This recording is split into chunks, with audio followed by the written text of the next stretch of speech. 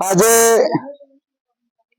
29 વિધાનસભા ખેડબ્રહ્મા ખાતે આમ આદમી પાર્ટીની એક અગત્યની મીટિંગ રાખી હતી। એમાં સ્થાનિક સ્વરાજ્યની ચૂંટણીઓ થઈ।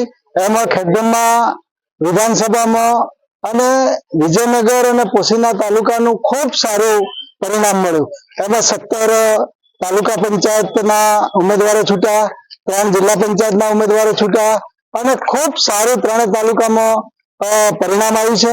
એ પરિણામની મીટિંગ આજે આમ આદમી પાર્ટી પ્રદેશ અને સેન્ટ્રલ લેવલે નક્કી કર્યું હતું કે તમામ ઉમેદવારો જીતેલા હોય હારેલા સબને સન્માનપત્ર આપવું અને હાર પહેરાવી એમને મોટિવેશન કરવું। આવતી ચૂંટણી આવે ત્યારે પણ એમની પૂર્વ તૈયારી માટે એમને માર્ગદર્શન આપ્યું અને 2027માં જે ચૂંટણીઓ વિધાનસભાની આવી રહી છે એમાં પૂરા ગુજરાતમાં આમ આદમી પાર્ટીની તૈયારીઓ થઈ રહી છે।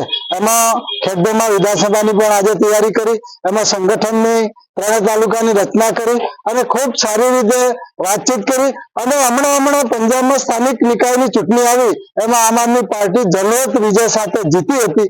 એની ફટાકડા ફોડી અને ઉજવણી પણ કરી છે અને આજે લગભગ 150-200 કાર્યકરો ખેડબ્રહ્મા બગીચા ખાતે મળ્યા અને ખૂબ ચર્ચા વિચારણા કરી અને આમ આદમી પાર્ટી આવતી વિધાનસભાની ચૂંટણીમાં ખૂબ તાકાતથી ચૂંટણી લડશે અને ગુજરાત વિધાનસભામાં અમારી ખેડબ્રહ્માની સીટ આમ આદમી પાર્ટીના નામે મોકલશે। જય હિન્દ, જય ભારત।